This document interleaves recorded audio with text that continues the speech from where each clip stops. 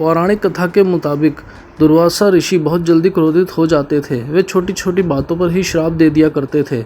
एक दिन भगवान विष्णु ने दुर्वासा ऋषि को अपनी दिव्य माला उपहार में दी। भगवान का प्रसाद मानकर दुर्वासा ऋषि ने यह माला ले ली। भगवान विष्णु के यहाँ से लौटते समय दुर्वासा ऋषि को रास्ते में देवराज इंद्र दिखाई दिए। दुर्वासा ऋषि ने सोचा कि इंद्र इस ब्रह्मांड के अधिपति हैं, ये दिव्य माला इन्हें शोभा देगी, मैं ये माला इन्हें अर्पित कर देता हूँ। ऐसा सोचकर उन्होंने श्रद्धा से यह माला इंद्र को दे दी। इंद्र ने माला ले तो ली, लेकिन वह राजा थे, उनके भीतर अहंकार था, इसलिए उन्होंने इस माला को हल्के में लिया और उन्होंने ऐरावत के मस्तक पर इसको डाल दिया।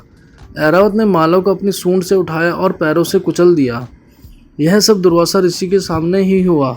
वे यह सब देखकर क्रोधित हो गए। उन्होंने इंद्र को श्राप दे दिया कि तूने मेरे उपहार का अपमान किया है, तू अहंकारी हो गया है।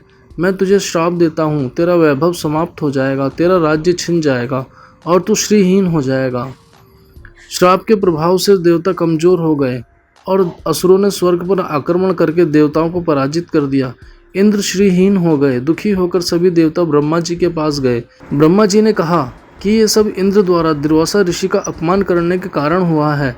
इस समस्या का हल भगवान विष्णु से पूछना चाहिए। उस समय भगवान विष्णु ने देवताओं को सलाह दी थी कि उन्हें असुरों के साथ मिलकर समुद्र मंथन करना चाहिए, जिससे अमृत और दिव्य रत्न मिलेंगे। इनकी मदद से देवता फिर से शक्तिशाली हो जाएंगे। इंद्र ने अहंकार वश माला का अपमान कर दिया था, यही उसके पतन का कारण बना। हमें भी अपने पद, पैसे या प्रतिष्ठा के लिए अहंकार नहीं करना चाहिए। विनम्रता ना छोड़ें।